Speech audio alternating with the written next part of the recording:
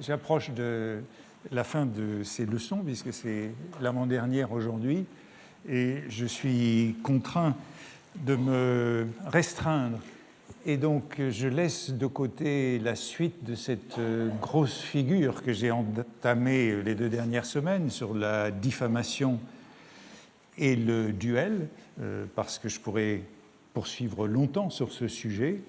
Il y a quelques grands cas que je vous rappelle, que j'ai parfois cités et qu'il vaudrait la peine d'analyser plus en détail. J'ai évoqué, il m'est arrivé de parler brièvement de la poursuite pour diffamation de Félix Pyat, l'auteur du Chiffonnier de Paris, par Janin, en 1844. Bon, ils étaient amis avant d'être ennemis.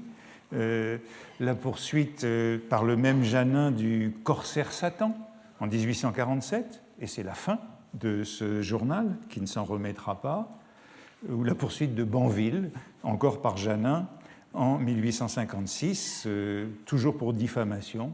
Ce sont des poursuites qui mènent Pyat en prison, le Poitevin Saint-Alme, le directeur du Corsaire Satan, en prison, toujours à Sainte-Pélagie, et Banville qui devra payer des dommages-intérêts. Bon, il y aurait beaucoup d'intérêt à parler de ça, à montrer comment Jules Janin est un procédurier qui il est dans un milieu d'avocats et il ne cesse de poursuivre. Il y aurait aussi des duels très importants dont il faudrait parler, qui ont beaucoup marqué l'époque. Le duel au pistolet d'Armand Carrel et d'Émile de Girardin en 1836, duel mortel. Armand Carrel, grand républicain, meurt tout jeune, il a 35 ans. C'est un litige entre la nouvelle presse, la presse créée par Girardin, et le journal d'opinion républicain qui est le National. C'est un changement de modèle de presse qui provoque ce duel, et Girardin est le représentant de la presse traditionnelle, de la presse nouvelle contre la presse traditionnelle.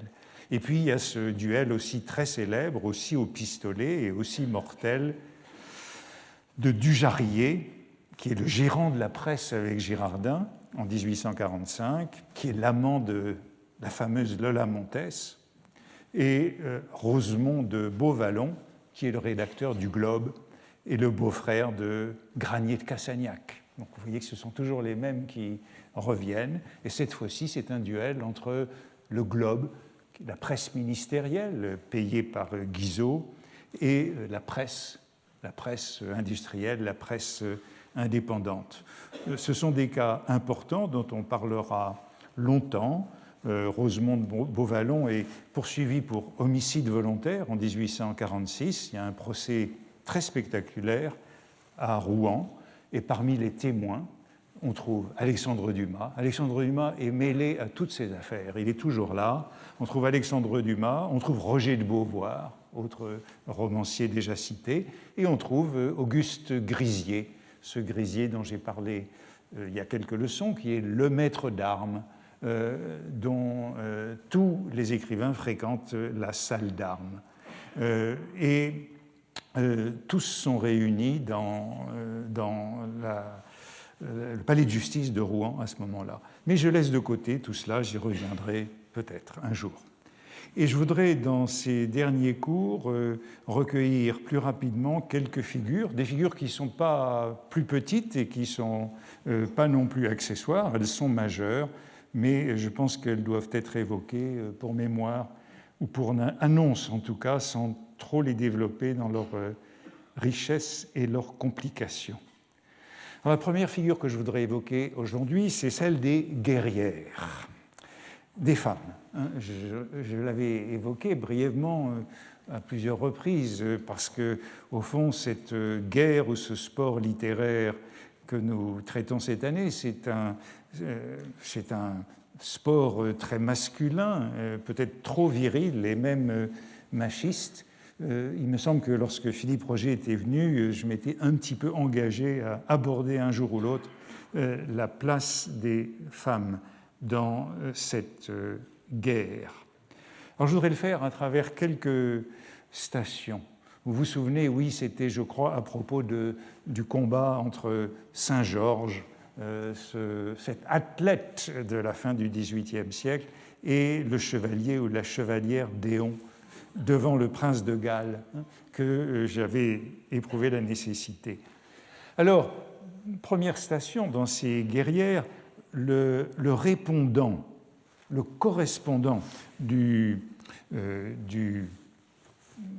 l'écrivain spadassin des lettres, c'est manifestement l'actrice. Il y a toujours une actrice qui accompagne le littérateur dans ce sport littéraire. Souvenez-vous des Illusions perdues. Auprès de Lousteau et de Lucien, il y a Florine et Coralie, inséparables, les deux actrices. Dans La Fanfarlot de Baudelaire, on a le couple Samuel Kramer, la Fanfarlot. Dans Les Aventures de Mademoiselle Mariette de Champfleury, il y a Gérard et Mademoiselle Mariette. Donc on trouve toujours ce couple de l'actrice et du littérateur à gages. Et c'est l'occasion justement de dire quelques mots de ce duel d'Alexandre du Jarrier en 1845 et du procès qui a suivi. Je l'évoquerai seulement du point de vue des actrices. On ne sait pas très bien quelle est la cause de ce duel entre du Jarrier et Rosemont de Beauvallon, mais ce duel a lieu à la suite d'un dîner donné par une actrice, Anaïs Lévienne. Au cours de ce dîner, il y a eu des impertinences, des échanges. Le dîner avait lieu aux Frères Provençaux, un des grands restaurants de Paris de cette monarchie de Juillet qui était encore au Palais Royal, dans la galerie de Beaujolais, là où on n'y a plus aujourd'hui que le Grand Véfour. Mais il y avait 3 restaurants l'un à côté de l'autre, très célèbres. C'était là qu'on se retrouvait pour une orgie. C'est un dîner qui dure toute la nuit, puisque lorsque Lola Montez témoignera, elle dira que du Jarrier était rentré à 7 heures du matin du dîner. Eh bien, au cours de ce dîner, 2 littérateurs et d'actrices, ils sont une vingtaine, qui est à l'origine du duel. L'acte d'accusation revient sur le passé de du Jarrier. L'acte d'accusation, donc on poursuit l'autre, Beauvallon, pour homicide volontaire, avec préméditation. Et l'avocat général est obligé de reconnaître, en même temps, il faut le reconnaître, la fréquentation d'une société où règne le plus grand abandon et ses relations habituelles avec des femmes qui ne sauraient exiger des autres une réserve qu'elles ne s'imposent point à elles-mêmes, lui avait fait prendre l'habitude de certaines plaisanteries et de certaines libertés de langage qu'un homme bien élevé ne devrait jamais se permettre. Semble-t-il, selon les témoins, il avait tutoyé l'actrice, mademoiselle Lévienne, qui était une actrice du vaudeville et qui donnait ce dîner. Il l'aurait tutoyée et il lui aurait promis « je coucherai avec toi dans un mois ». Ensuite, il s'était excusé et fait pardonner, mais enfin, le ton avait monté à partir de cet incident. Donc, au palais de justice de Rouen, un an après, lors du procès, eh bien, il y a un défilé d'actrices. Toutes les actrices du dîner passent les unes après les autres, à commencer par mademoiselle Liéven qui recevait, et la voici qui entre, c'est le compte-rendu dans la presse, justement, de Girardin et du Jarrier qui est mort. Mademoiselle Athénaïs, Anaïs en vérité, Pauline Lévienne, mouvement de vive curiosité. La jeune actrice dont la beauté n'est pas au-dessous de sa réputation s'avance enveloppée dans un long cachemire. Elles sont toujours enveloppées dans un long cachemire, ces actrices, lorsqu'elles ne sont pas sur scène ou au dîner aux Frères Provençaux. Un voile dérobe ses traits, mais laisse deviner son émotion. Elle se dit âgée de 20 ans. Elles ont toutes 20 ans. Artiste dramatique. Monsieur le Président, connaissiez-vous Beauvallon ? J'ai été une fois chez lui au bal et je l'ai reçu une fois ou 2 chez moi. Un peu plus tard, je crois que c'est le lendemain, c'est le tour de Lola Montez. Et la voici qui entre, non pas en scène, mais à la barre des témoins.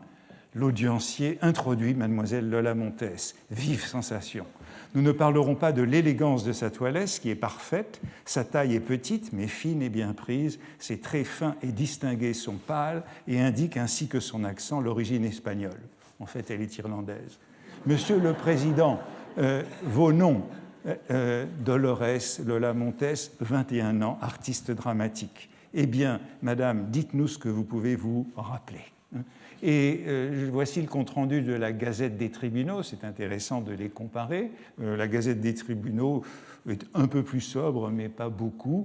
Mademoiselle Dolores Montès, dite Lola, artiste de la danse, elle dansait la tarentelle, hein, c'est ce qui l'avait rendue célèbre, c'était une danse espagnole, c'est pour ça qu'elle se faisait passer pour espagnole. L'apparition du témoin qui habitait la même maison que M. Dujarier, enfin, ils vivaient ensemble, et qui a hérité d'une partie de sa fortune, excite un vif mouvement de curiosité. Mademoiselle Lola Montès est espagnole de naissance, et sa physionomie expressive, ses yeux bleus, ses cheveux noirs et son accent ne démentent pas son origine. Bon, je ne sais pas si c'est de l'ironie, mais elle est enveloppée d'un long cachemire, elle aussi. Elle relève son voile et paraît en proie à une émotion douloureuse. Je suis, dit Mademoiselle Dolores, avec un accent espagnol très prononcé, dans un état de beaucoup de chagrin. Je ne me souviens pas assez pour donner la juste évidence. Je préfère être interrogé sur mon procès verbal. Je disais, elle était irlandaise, hein, de père irlandais, de mère créole, et elle avait débuté à Londres quelques années plus tôt par des danses espagnoles, et juste après le procès, elle quitte Paris pour Munich, où elle sera célèbre dans ses relations avec Louis II de Bavière. Bon, c'est un souvenir marquant, donc, que ce passage de Lola Montès. Et bon, je vous montre rapidement l'article du Larousse, du Grand Dictionnaire universel, qui insiste beaucoup sur la suite de sa carrière en Bavière. Cette ballerine sifflée à la porte Saint-Martin, on cherche dans la main de cette grande et belle personne à l'œil noir, impérieux, la cravache fameuse dont elle châtia tour à tour gendarmes, amants et créanciers. Donc ça, c'est la suite de la carrière de Lola Montès. Donc voilà le couple du littérateur et de l'actrice qui est très fortement mis en scène et qui est au centre de ce procès. L'avocat des parties civiles fait valoir ainsi que le pauvre Dujarier. Voici la plaidoirie de l'avocat. Un des malheurs que nous apporte le duel, donc il s'agit d'un débat sur le duel. Peut-on le condamner pour homicide volontaire ?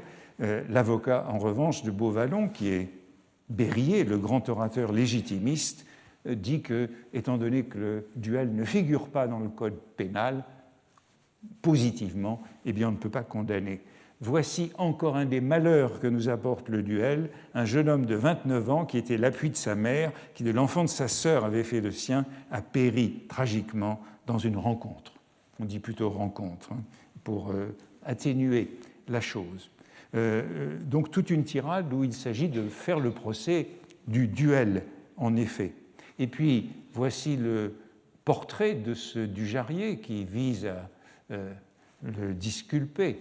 Monsieur Dujarier avait une part importante dans la propriété du journal La Presse, il en était le gérant. De plus, il avait la direction de la partie littéraire du feuilleton, jeune, généreux, facile. Dujarier n'avait jamais rencontré les dames de théâtre bien farouches. Donc tout le procès porte sur ce partenariat des feuilletonistes et des actrices. Je dois le dire parce qu'il y a ici beaucoup de ces dames au procès. Elles sont toutes là. Et voici Beauvallon, de l'autre côté, présenté par l'avocat. Je vous ai montré M. Dujarier avec ses amis, avec les indifférents, avec tout le monde. Venons-en à M. de Beauvallon. M. de Beauvallon est un créole de la Guadeloupe. Sa sœur a épousé M. Granier de Cassagnac. Et cette alliance l'avait rapproché du Globe, où il écrivait le feuilleton des théâtres. Il était très répandu aussi parmi les dames de théâtre. Je ne lui en fais pas un crime, il cédait aux entraînements de la jeunesse et aux facilités du feuilleton. Facilité du feuilleton. Les baudelairiens savent que c'est une formule qu'on trouve dans la Fanfarlot, reprise par Baudelaire, une formule qui a frappé Baudelaire, et c'est grâce à cette phrase que l'on sait que la Fanfarlot est sans doute contemporaine, cette nouvelle, du printemps de 1846. Baudelaire, dans la Fanfarlot, parle des facilités du feuilleton, comme disait récemment un brave avocat dans un procès tristement célèbre. Et toute la Fanfarlot porte sur ce couple, feuilletoniste, journaliste, avocat. Et l'avocat général, qui vient après l'avocat des parties civiles, dit, c'est la Gazette des tribunaux, la véritable cause du duel, tout le monde la connaît, autrement dit, ce n'est pas la femme, ce n'est pas la dette de jeu, elle existe dans la polémique acariâtre engagée entre le Globe et la presse. Lorsque des écrivains, des journalistes échangent des injures tous les jours, il est impossible que le fiel ne pénètre pas dans le cœur. Et un peu plus bas, il s'agit donc d'une querelle de journaux, d'une querelle, comme en bas de la citation, c'est un combat, disait Dujarier à Alexandre Dumas à la veille du duel, c'est un combat entre le Globe et la presse. C'est, comme Dujarier l'a dit dans un style un peu fleuri, une querelle de boutique. Voilà donc la situation, querelle de boutique entre journalistes avec ces actrices, et l'avocat général est très sévère pour ce milieu des journalistes et des actrices qui, dit-il, est celui qui entretient le duel. Si le duel survit, c'est dans ce milieu, ce n'est pas dans le milieu de l'aristocratie ou de l'armée. Et voici, oui, nombre de gens prétendent qu'il y a dans le duel quelque chose de chevaleresque. Ben non, ce n'est pas dans la classe aristocratique, ce n'est pas dans la classe élevée, ce n'est pas dans les hommes de salon, c'est parmi les littérateurs que le duel survit. Et voici le passage très sévère. Vous avez à juger un duel qu'on prétend avoir pris sa source dans le jeu. On se bat en duel dans cette société dont les mœurs forment un contraste si étrange avec nos habitudes graves de magistrats, nos habitudes douces de pères de famille. L'avocat général s'adresse à un jury d'assises. On se bat pour ces femmes qui sont libres en apparence, mais qui en réalité sont soumises au plus dur esclavage, pour ces femmes qui dépendent des journalistes qui ont trouvé moyen de se faire aduler en se faisant craindre. Formule là aussi qui a frappé Baudelaire sur le chantage que les journalistes, les feuilletonistes exercent sur les actrices de théâtre et dont beaucoup ont été accusés, et c'est la situation de Samuel Kramer. Voilà où le duel est tombé, et sans doute il ne peut tomber encore plus bas. Nous devons l'espérer pour le repos de la société et pour le bonheur des familles. Quel est le verdict du jury après ces plaidoiries?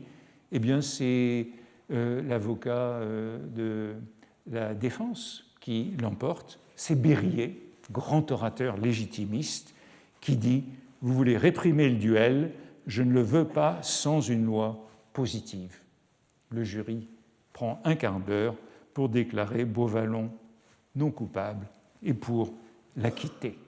Donc, on a, je crois là, un beau témoignage très dramatique de cet état du duel entre les milieux littéraires, entre les différents organes de presse, et de cette collusion des littérateurs et des actrices. Le second point que je voudrais évoquer dans cette place des femmes dans la guerre littéraire, c'est le rôle du travestissement. Elles sont actrices, elles sont guerrières, elles sont souvent travestie et parfois escrimeuse.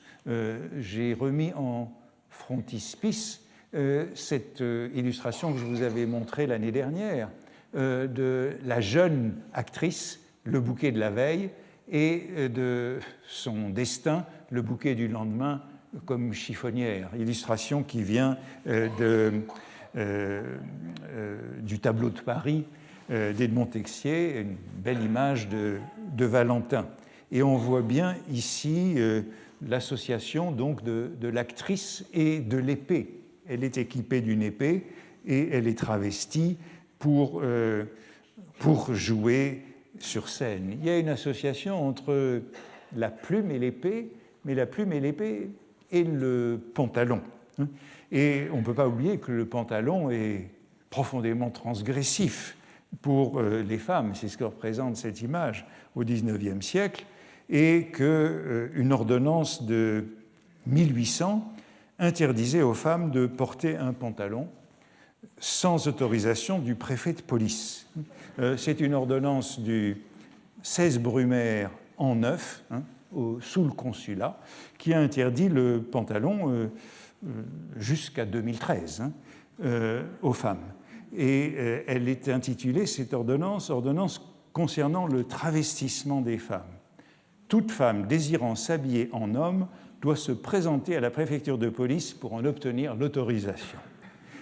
Cette interdiction a été partiellement levée par 2 circulaires de la préfecture de police en 1892 et en 1909 qui autorisent le port féminin du pantalon, je cite, « si la femme tient par la main un guidon de bicyclette ou les rênes d'un cheval ». En dehors de ces occurrences et cette autorisation, c'est interdit et cette ordonnance de la préfecture de police n'a jamais été abrogée. La ministre des Droits de la Femme a répondu en 2013 seulement à un sénateur que cette ordonnance était implicitement abrogée par les principes d'égalité entre les femmes et les hommes qui sont inscrits dans le préambule de la Constitution de 1946. Mais je crois qu'il faut se rappeler cela pour voir l'importance de ce travestissement féminin, l'importance du bal masqué, dont j'ai pu parler l'année dernière, et du statut des escrimeuses, des femmes et du duel. Et les escrimeuses sont aussi des auteurs. Pensez à l'importance du duel dans Mademoiselle de Maupin. Dans Mademoiselle de Maupin, Madeleine, travestie en Théodore, doit se battre en duel pour avoir refusé d'épouser Rosette. Comme elle refuse d'épouser Rosette, qui la prend pour un homme, elle doit se battre en duel avec Alcibiade, le frère de Rosette. Et bien sûr, elle l'emporte. Elle refuse le mariage et elle dit « Je ne puis que persister dans mon refus ». Elle a des raisons qui sont ignorées. Et puisque j'ai la liberté du choix entre le duel et le mariage, je préfère le duel. C'est un goût singulier et que peu de gens auraient, mais c'est le mien. Donc il y a un duel entre Mademoiselle de Maupin et Alcibiade où elle l'emporte. Elle lui pousse une flanconnade si bien liée que je l'atteignis au côté, il fit haut et tomba en arrière. Donc c'est un duel important au centre de la littérature. On peut aussi rappeler que de tous les romans du XIXe siècle, c'est peut-être dans ceux de George Sand que les duels sont les plus nombreux et que George Sand est tout à fait sensible aux duels. Mais peu de duels entre femmes sont répertoriés et encore moins de duels entre des femmes et des hommes au XIXe siècle. Je citais la semaine dernière l'annuaire du duel à la fin du cours, je citais cet annuaire du duel de Féréus, qui est Édouard Dujardin, l'auteur des Lauriers sont coupés. C'est l'un des rares catalogues de duels que l'on ait, qui porte sur les années 1880-1889, donc sur cette décennies qui donnent des statistiques, je vous les rappelle, 598 duels, 16 morts, 167 duels qui s'arrangent, donc 431 duels consommés, comme il dit. Une moyenne de donc, un peu plus de 40 duels par an et quelques morts par an. Eh bien, dans ces 598 duels, je me suis dit, c'est une statistique que Tard, puisque Tard fait ses statistiques à partir de cet annuaire, voici le calcul de Tard dans son exemplaire du livre, c'est le même tableau que celui-ci. Eh bien, Tard ne fait pas remarquer qu'il n'y a pas un seul duel entre femmes. Il analyse les duels par mois de l'année pour voir quels sont les mois où il y a le plus de duels. Et il trouve que c'est le mois d'octobre qui est où les duels sont les plus fréquents, mais il ne donne pas de statistiques pour les femmes. Enfin, il ne fait pas remarquer qu'il n'y en a pas. Il n'y en a pas un seul dans son livre, me semble-t-il. Et c'est d'autant plus curieux que Tard ne soit pas intéressé à cela, qu'il est profondément antiféministe. C'est un livre intéressant, sa monographie du duel, c'est l'une des seules monographies de sociologues pour le duel, mais à ses yeux, si le duel se perpétue en France, j'ai dit la semaine dernière, c'est la faute des littérateurs, puisque les duels ont majoritairement lieu entre littérateurs. C'est la faute des littérateurs, mais c'est d'abord la faute des femmes. C'est d'abord la faute des femmes, et il évoque le moment où même les femmes commencent à se mettre en duel, à se battre en duel. Voici comment il dit: on voit partout les petits singer les grands, mais quand les femmes même singent les hommes et se battent en duel, c'est signe que l'entraînement de l'exemple est exceptionnel.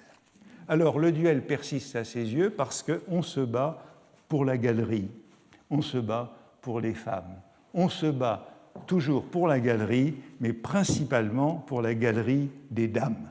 Si elles étaient reléguées au gynécée chez nous comme chez les Grecs, si leur jugement ne comptait pas, si les gens outragés publiquement n'avaient à tenir compte de l'opinion que des autres hommes, beaucoup d'affaires dites d'honneur seraient assurément évitées.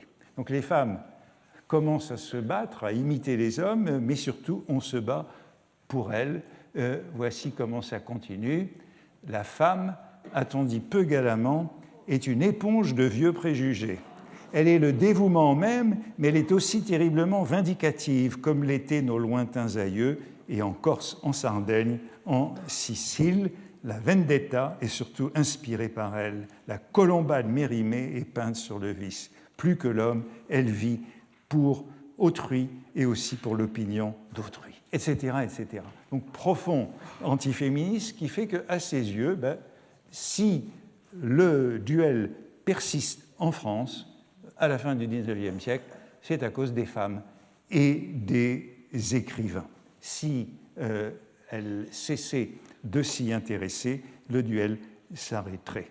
Alors d'où vient cette animosité profonde de Tard contre les femmes à propos du duel? Je pense peut-être parce qu'il y a un certain nombre d'affaires dans ces années-là qui mettent en scène des femmes et le duel, et des femmes qui revendiquent le duel pour les femmes de lettres comme pour les hommes de lettres. Et je voudrais évoquer un cas qui a aussi beaucoup fait couler d'encre dans ces années-là, juste à l'époque dont il est question, c'est le cas de Séverine. Vous vous souvenez de Séverine, grande féministe, grande journaliste à l'époque du boulangisme et de l'affaire Dreyfus. Séverine était la secrétaire de Vallès et elle dirigeait le Cri du peuple avec lui. Puis après la mort de Vallès, c'est elle qui dirige le Cri du peuple avec son compagnon qui s'appelle Georges de la Bruyère, qui est un autre journaliste, et ils sont tous deux, comment dire, boulangistes de gauche en 1889.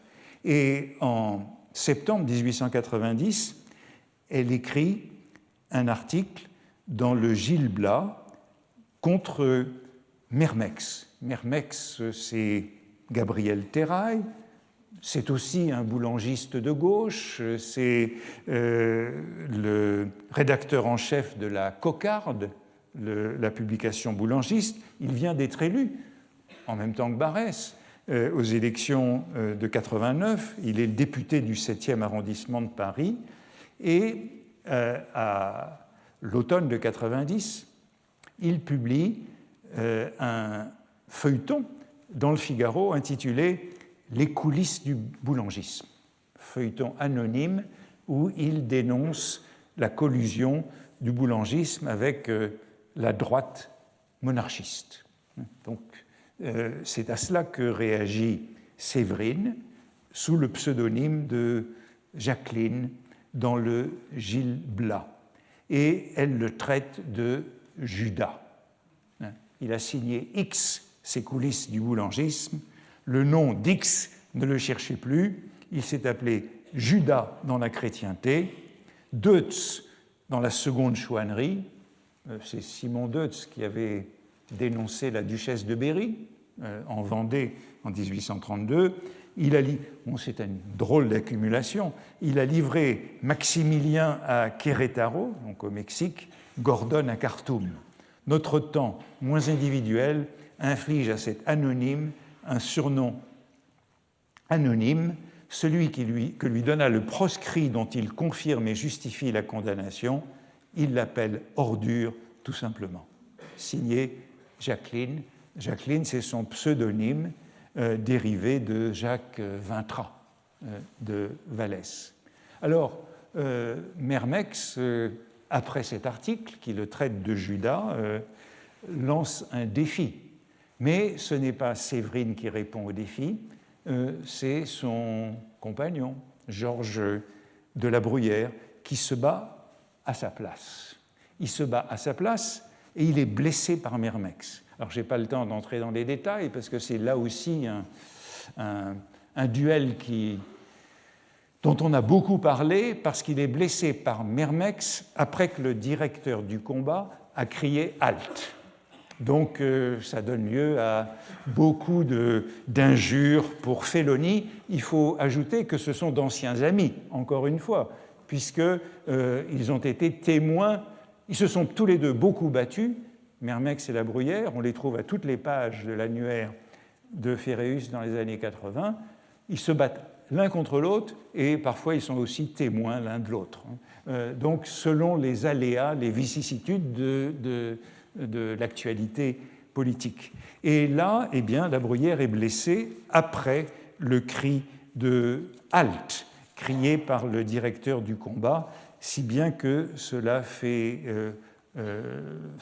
une grande affaire dans toute la presse à l'automne de 1890. Il qualifie Mermex de forfaiture et de félonie. Mais ce qui m'intéresse ici, c'est la protestation féministe contre Séverine. Séverine, grande féministe, journaliste importante, eh bien, elle subit l'assaut des féministes parce qu'elle a laissé un homme se battre à sa place en duel. Et les féministes qui protestent sont les fondatrices de la Ligue de l'affranchissement des femmes, fondée en 1890, dont une héroïne est importante. Je découvre les détails sur elle dans un dictionnaire des féministes qui vient de paraître aux presses universitaires de France. Cette fondatrice de la Ligue de l'affranchissement des femmes est une écrivaine qui s'appelle Marie-Rose Astier de Valser. Elle a fait des études de médecine, elle a été infirmière dans la guerre de 1870, elle porte un pantalon sans autorisation, elle est cycliste et escrimeuse, elle fait une pétition pour l'abrogation de l'ordonnance de 1800, en 1887, elle est candidate aux élections municipales en 1889 et elle publie un livre qui s'appelle « Les Amazones du siècle ». Eh bien, cette femme qui est habituée au duel dans les années 80, c'est pourquoi il y a des duels, Curieusement, ils ne sont pas dans le livre de Féréus, je ne sais pas pourquoi, mais voici un duel où elle s'est battue à Waterloo, en Belgique. Un duel entre femmes. Un duel entre femmes vient d'avoir lieu en Belgique, comme le démontre la note suivante que nous recevons. Madame Astier de Valser, connue pour quelques livres qu'elle a publiés, vient de se rendre à Waterloo, Belgique, pour une rencontre à l'épée avec une Américaine, Miss Shelby. Dans une discussion au sujet de la supériorité des doctoresses françaises sur les doctoresses américaines, elle avait envoyé son gant au visage de Miss Shelby. La France a été victorieuse. Au second engagement, l'Américaine a été légèrement touchée au bras. Les témoins ont déclaré que tout s'était loyalement passé. Voici encore un combat qui a fait parler de lui, puisqu'il est illustré dans la presse britannique, dans les Illustrated Police News, où on voit « The duel between women in France ». Mais quand on devait se battre, on franchissait souvent la frontière parce qu'il était plus facile de déjouer la gendarmerie de cette manière. Eh bien, selon ces duellistes fondatrices de la Ligue de l'affranchissement des femmes, Séverine a trahi ses responsabilités en laissant un homme se porter à sa défense, et elle est blâmée. C'est une action d'éclat de la jeune Ligue de l'affranchissement féministe, ainsi rapportée dans le Gaulois du 15 septembre 1890. Voici leur motion. Considérant que toute femme qui ne veut pas avoir la responsabilité de ses actes en obligeant un homme à se battre pour elle commet un crime en toutes circonstances, notamment comme Madame Séverine à propos des coulisses du boulangisme, considérant que la dite Madame Séverine, en dénigrant et reniant le boulangisme après l'avoir manifestement servi, a tenu une conduite inqualifiable, dans sa réunion du 10 septembre 1890, la Ligue de l'affranchissement des femmes, bien qu'anti-boulangiste et auteur de l'adresse aux femmes contre boulanger, janvier 1889, sur la demande de la citoyenne Destock, jette un blâme sévère à Madame Séverine. Pour la Ligue, la secrétaire Astier de Valser, G. Destock. G. Destock, c'est un pseudonyme, c'est une femme qui est aussi écrivain.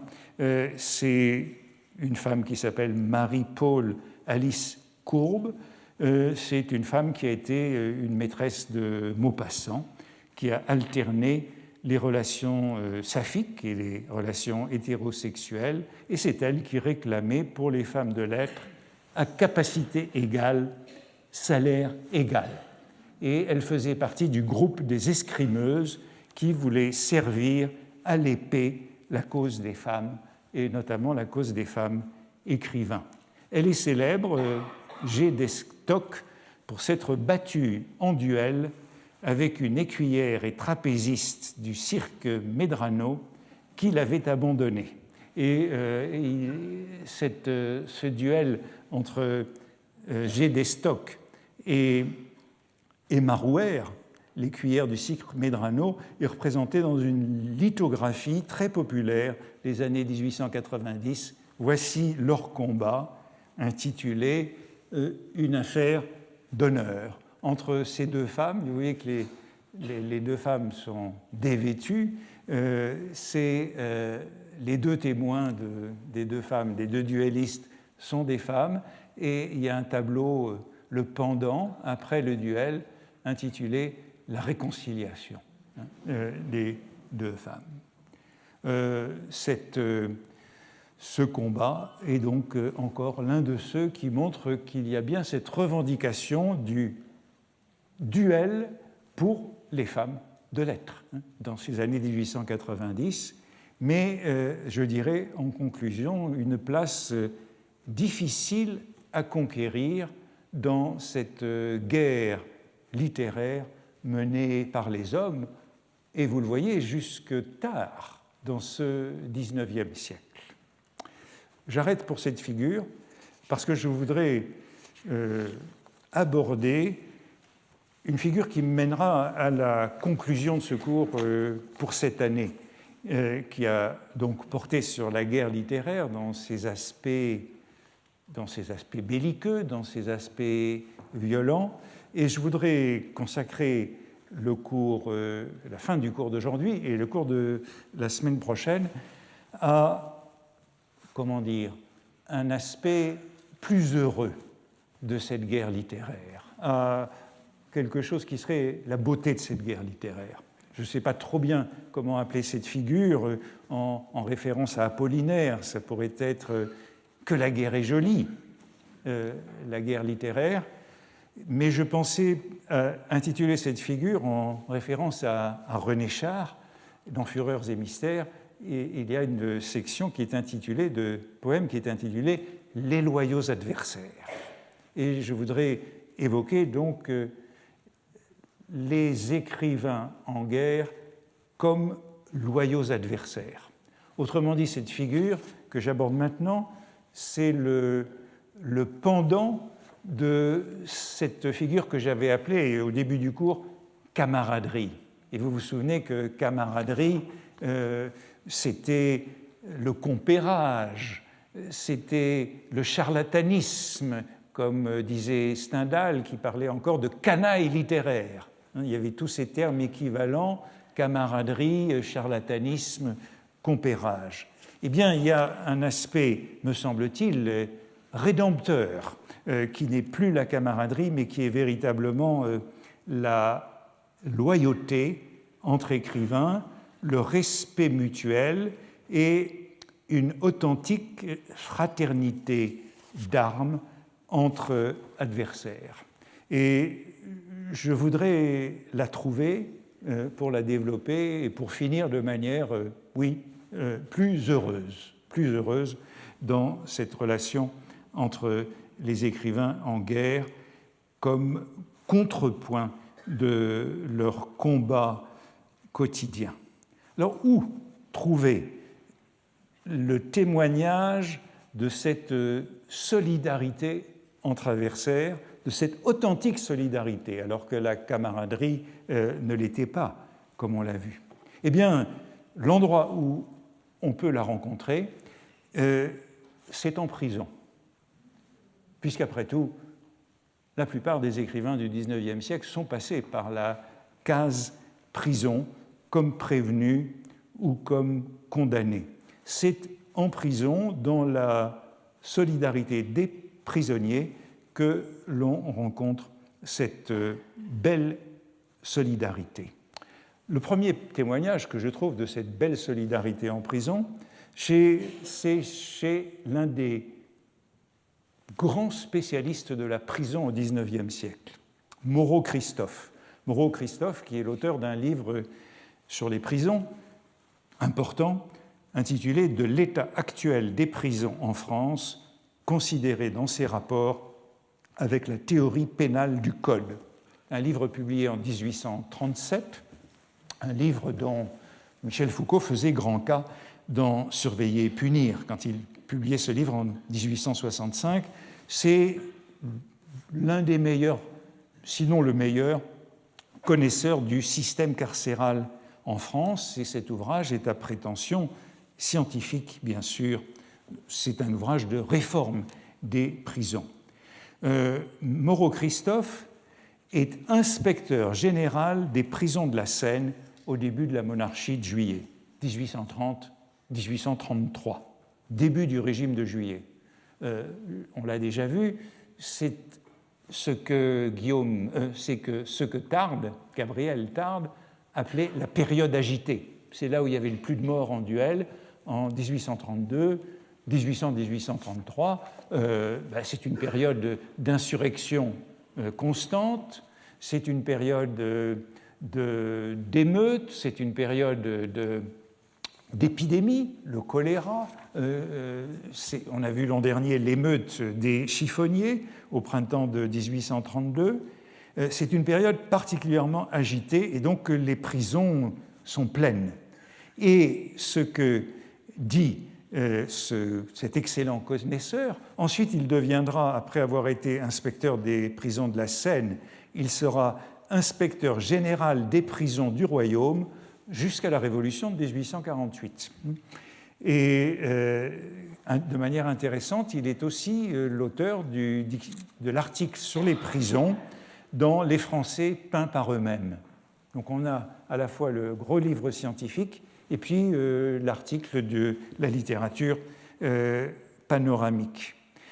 Dans cet ouvrage sur l'état actuel des prisons, il dit qu'à l'époque, 1830-1833, quand il était l'inspecteur des prisons de la Seine, les détenus politiques de Sainte-Pélagie, la prison où se trouvent les écrivains, se fractionnaient en 3 partis distincts: les carlistes, les napoléonistes et les républicains. En vérité, les 2 groupes importants, à ce moment-là, ce sont surtout les carlistes, légitimistes, et les républicains, dans le début de la monarchie de Juillet. Et il poursuit en disant que entre ces groupes de légitimistes et de républicains, il y avait une grande complicité dans les prisons. Il décrit ainsi ce qu'il appelle l'aristocratie des républicains. L'aristocratie des républicains avait dans la prison un quartier privilégié. Ils couchaient dans des chambres séparées, jamais dans les dortoirs communs. Ils se composaient de médecins, d'avocats, de journalistes, d'artistes, d'étudiants, d'hommes de lettres. La plupart avaient une mise recherchée et étaient meublés avec luxe dans la prison. Autrement dit, il y a cette aristocratie républicaine, à la fois il y a la plèbe républicaine, anarchiste, et puis il y a l'aristocratie républicaine. Je voulais vous montrer l'illustration des Français peints par eux-mêmes de la salle du dépôt, où on voit ce mélange de classes dans le dépôt de la préfecture de police, où se retrouvent, avant d'être envoyés à Sainte-Pélagie, les prisonniers. Gravure donc d'Henri Monnier. Et voici ce qu'il dit de ce climat de Sainte-Pélagie entre 1830 et 1833. Complicité des légitimistes et de l'aristocratie républicaine. Les chefs républicains fraternisaient avec les chefs carlistes, tout en s'entredonnant entre eux les noms de chouans, de vendéens, de jacobins, de buveurs de sang. Donc il y a cette sorte de familiarité dans l'appellation. Ils mangeaient souvent ensemble et se voyaient fréquemment dans le cours de la journée pour faire la police parmi leurs hommes. Donc, entente des chefs. Et un témoignage que je prends, très intéressant, de cette complicité des républicains et des légitimistes en prison, c'est, voici ce qu'il dit encore, Moreau-Christophe, dans cet ouvrage, c'est une note, il se donnait aussi des soirées et des soirées charmantes. Un jour, 18 février 1833, M. le vicomte Sostène de La Rochefoucauld donna un concert dans le salon du directeur. Bon, il faudrait parler de ce rapport entre l'aristocratie prisonnière et le directeur. J'y assistais. Il avait fait venir un piano avec Madame Chabouillet-Saint-Phal, un violon avec Clavel de l'Opéra, une harpe avec la maîtresse de musique de sa fille, un ange de grâce et de beauté qui, depuis hélas, a été enlevé à la tendresse de son père à 15 ans. Toutes les oreilles furent charmées, mais les yeux des dames qui étaient invitées au concert, furent singulièrement distraits par le groupe des républicains auquel le noble vicomte faisait les honneurs avec une grâce gentilhommière parfaite. Le père enfantin, qu'on attendait avec une grande impatience, fit dire par son apôtre qu'il ne pouvait venir, sa divinité était indisposée. Bon, le père enfantin, c'est le supérieur des Saint-Simoniens, lui aussi en prison, et je crois que c'est un excellent témoignage de ce régime de la prison dans un moment le plus agité du début de cette monarchie de Juillet et du régime relativement libéral, avec des rapports policés entre prisonniers, geôliers, directeurs et inspecteurs. Rappelons qui est Sostène de La Rochefoucauld, le duc de Doudeauville, qui était à Gand avec Louis XVIII, qui était l'aide de camp du comte d'Artois, député ultra de la Restauration, et qui est le directeur des Beaux-Arts sous Charles X, de 1824 à la Révolution de 1830. Directeur des Beaux-Arts, ça veut dire patron des théâtres, et ça veut dire celui qui supervise la censure des théâtres. C'est le grand censeur, tous les écrivains le connaissent. Il est à Sainte-Pélagie en 1833 parce qu'il vient de publier une brochure contre Louis-Philippe intitulée « Aujourd'hui et demain, ou ce qu'il adviendra ». Bon, cette brochure a été aussitôt saisie, il a été déféré en cour d'assises, prévenu de délits, d'attaques contre les droits que le roi, qui par ailleurs est son cousin, tient du vœu de la nation française et de la charte constitutionnelle, provocation non suivie d'effet au crime d'attentat tendant à détruire ou changer le gouvernement, etc. Il a donc été accusé, Sosthène de la Rochefoucauld, à 3 mois de prison et 500 francs d'amende. Il faut donc imaginer l'aide de camp de Charles X, directeur des Beaux-Arts jusqu'à juillet 1830, en conversation avec le père Enfantin, supérieur des Saint-Simoniens, qui est dans la chambre ou dans la cellule mitoyenne. Et dans ses mémoires, Sosthène de la Rochefoucauld cite à différentes reprises le père Enfantin. Bon, vous voyez cette proximité qu'introduit la prison. Bon, j'aurai peu de temps pour parler de Chateaubriand, mais je vous invite à relire le passage dans les Mémoires d'Outre-Tombe où Chateaubriand est arrêté en juin 1832 et se trouve au dépôt en prison, et où on a ce joli témoignage de proximité, enfin, comment dire, des vicissitudes de l'histoire. La roue de la fortune tourne à toute vitesse, et Chateaubriand est donc arrêté au petit matin chez lui en juin 1832 pour complot contre la sûreté de l'État. C'est au moment de l'expédition de la duchesse de Berry, et il se trouve dans la cour du dépôt qu'on voyait tout à l'heure, quai des Orfèvres. Et celui qui est venu l'arrêter a une conversation avec lui dans la cour parce qu'il n'y a pas de cellule de libre. Et il dit, tandis qu'on s'occupait de me trouver une cellule, je me promenais dans la cour de long en large avec le sieur Léoto, qui est venu l'arrêter et qui le gardait. Il causait et me disait amicalement, car il était très honnête, « Monsieur le vicomte, j'ai bien l'honneur de vous remettre.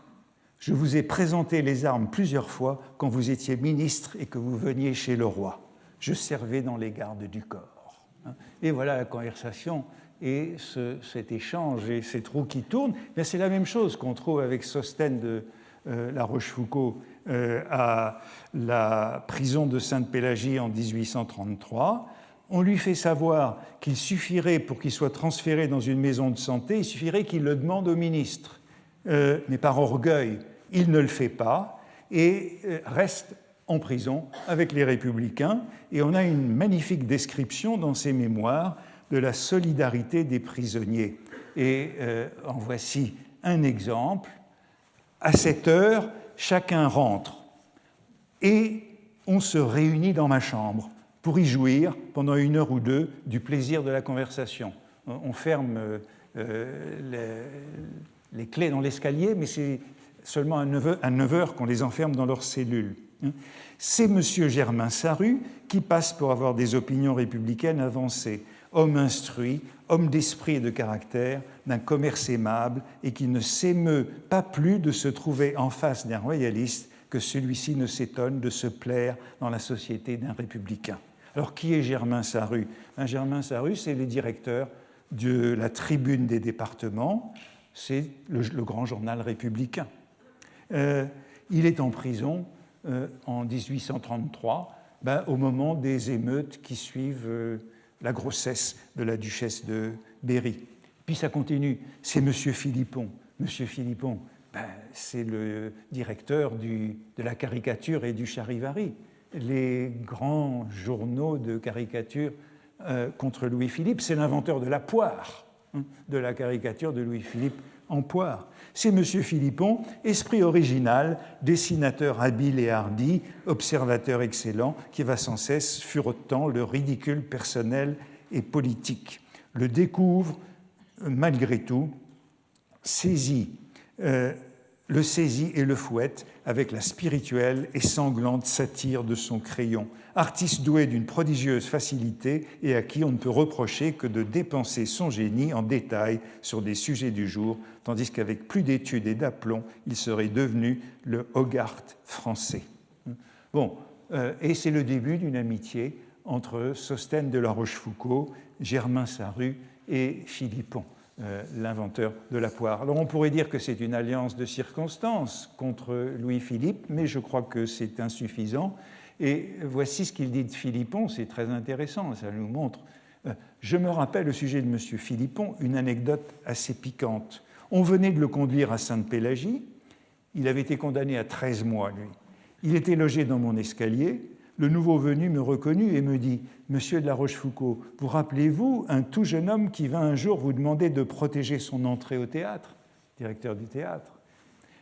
C'était moi. Vous mîtes pour condition la permission de mes parents qui s'y opposaient. Pour me venger, j'achetai un petit journal où je vous déclarais une guerre à outrance. Je reconnais mon injustice et mes torts. Veuillez les oublier, me dit-il avec grâce. Je lui tendis la main et nous sommes restés amis. » Donc, on voit ce pardon face à l'ennemi commun.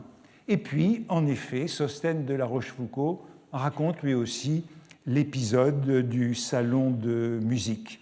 Le salon de musique où on donnait des concerts entre républicains et carlistes à Sainte-Pélagie dans ces années-là.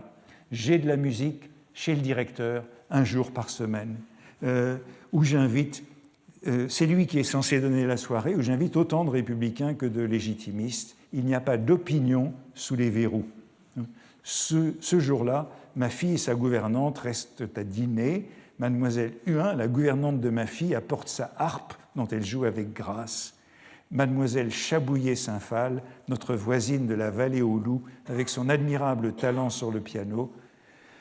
Mademoiselle Saint-Phal, sa belle-fille, et l'aimable Madame Ferrand, leur amie intime, font des délices, les délices de la soirée. Voilà comment on s'occupe à Sainte-Pélagie entre républicains et carlistes.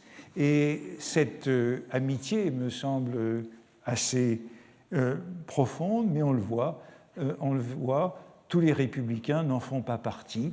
Un soir, nous causions au coin de mon feu lorsqu'un soi-disant républicain me dit tranquillement « Monsieur de La Rochefoucauld, il est à penser que nous nous rencontrerons un jour sur la place publique en face l'un de l'autre et vous serez le premier que j'abattrai parce que votre caractère et votre modération vous rendent un de nos adversaires les plus redoutables. » « Merci de m'avoir prévenu, lui répondis-je, mais tenez-vous sur vos gardes. C'est mal, reprit aussitôt M. Germain Sarru, de tenir un semblable propos à celui qui, tous les soirs, nous reçoit si cordialement dans sa chambre. » Et l'épisode qui me paraît le plus savoureux dans ces mémoires de Sosthène de La Rochefoucauld, c'est une visite qu'il reçoit un après-midi dans sa cellule, au cours de laquelle Germain Sarru entre à l'improviste. Et, dit-il, il donna la preuve la plus aimable de son tact parfait. C'est un républicain, mais c'est un républicain bien élevé, qui a de bonnes manières. En effet, Sosthène de La Rochefoucauld reçoit dans sa chambre ce jour-là Madame de Montesquiou, qui est sa tante, la sœur de sa mère. C'est, vous vous en souvenez, la gouvernante du roi de Rome, la maman Q. Elle est là, dans la cellule, avec sa belle-fille, pardon. Sa belle-fille, c'est la femme d'Anatole de Montesquiou, qui est, lui, le chevalier d'honneur de la reine Marie-Amélie, la femme de Louis-Philippe. Et on a donc ici les 4 régimes du XIXe siècle. Sosthène de La Rochefoucauld, le légitimiste, Madame de Montesquiou, gouvernante du roi de Rome, la belle-fille de Madame de Montesquiou, dont le mari est chevalier d'honneur de la reine, et puis le républicain Sarru.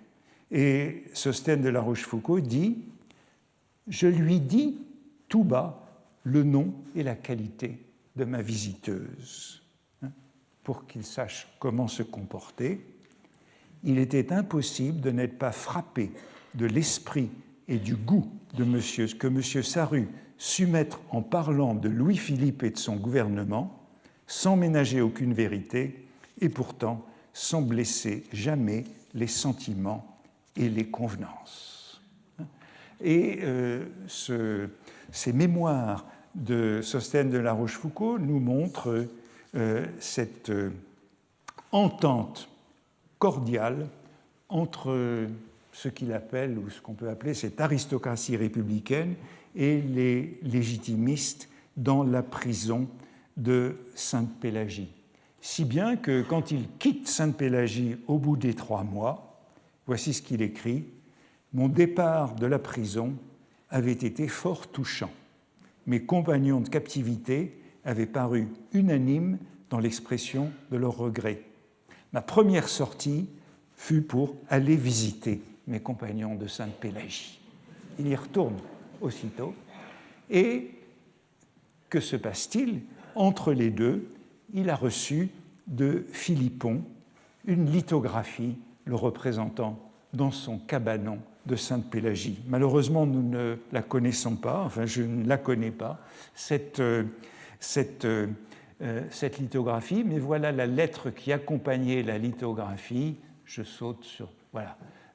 Voici la lettre de Philippon à La Rochefoucauld. « Votre dessin est fait, la chambre est très ressemblante, mais votre personne ne l'est pas du tout, parce que l'artiste, le graveur, n'avait pas eu, comme moi, l'honneur de vous voir au ministère lorsqu'il l'avait été conduit et le plaisir de vous retrouver en prison. Ce croquis tel qu'il est pourra, je pense, vous satisfaire parce qu'il peint exactement le cabanon dans lequel vous avez vécu quelques mois. Recevez, monsieur le vicomte, l'expression de l'estime et de l'amitié que vous avouez l'un de vos compagnons d'infortune. Sainte-Pélagie m'a fourni l'occasion de reconnaître que je m'étais trompé à votre égard.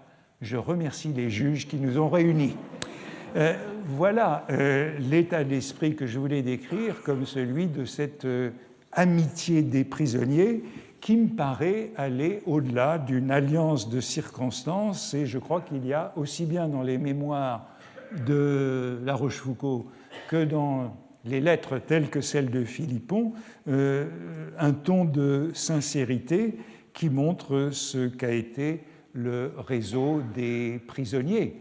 Et si j'avais un peu plus de temps, eh bien je le retrouverai dans ces passages des Mémoires d'outre-tombe que je vous citais, mais je pense que j'y reviendrai la semaine prochaine.